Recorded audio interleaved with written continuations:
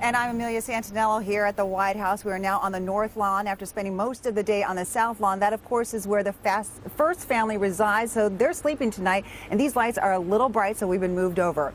Now, the White House invited WCCO down here to Washington, D.C. to talk about the President's American Jobs Act. Of course, this is a way for the President to be able to reach out to Americans where they live by talking to a local TV station.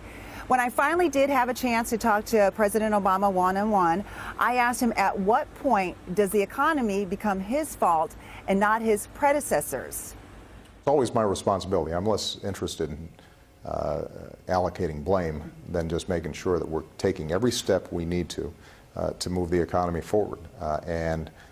Traditionally after big financial crises like this, the economy takes a longer time to heal. And we've seen some progress. In the private sector, we've seen over 2 million jobs created, and this year alone, over 1 million jobs created. But it's just not enough yet to have an impact on everybody who needs help out there. Though we still need Congress to act, and that's why this Jobs Act that I put forward is so important. It incorporates ideas that traditionally have gotten Democratic and Republican support, rebuilding our roads and bridges and putting construction workers back to work, putting teachers back in the classroom. There have been a lot of layoffs at the local level, giving tax breaks to small businesses for hiring our veterans. These are the kinds of things that independent economists say could create as many as 1.9 million jobs. And we can do that and still reduce our deficit. But we're going to require some action on the part of Congress, and that's what I'm going to keep on pushing for. When you look back, now your 3 years, what do you see as your highlights or what you're most proudest of and maybe the lowlights? Well, I think the thing I'm proudest of is having stabilized the economy, even though it's not where it needs to be.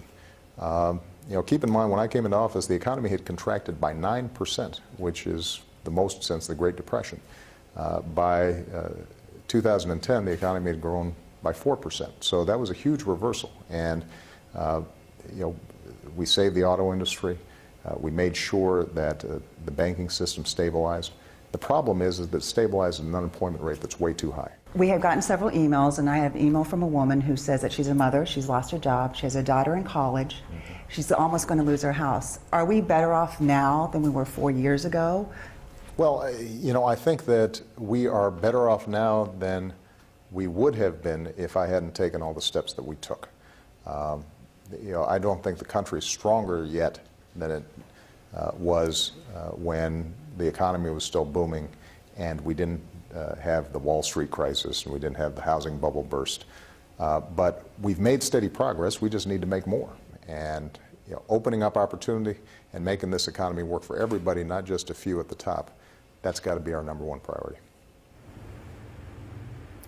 And of course, part of the President's American Jobs Act is putting a tax on the wealthy, on the millionaires. Now, that's something that may sound a little familiar to you because that, of course, is what Minnesota Governor Mark Dayton had made on his campaign stops, a campaign promise, something that he wasn't able to fulfill. He eventually did end up backing down from that promise.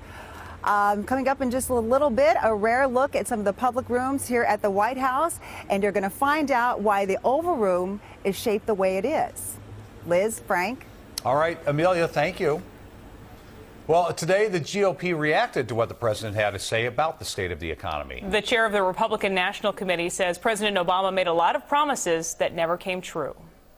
President Obama is playing small ball because he doesn't have a plan to move our country forward. Between housing and student loan initiatives, the president's plans are too little, too late.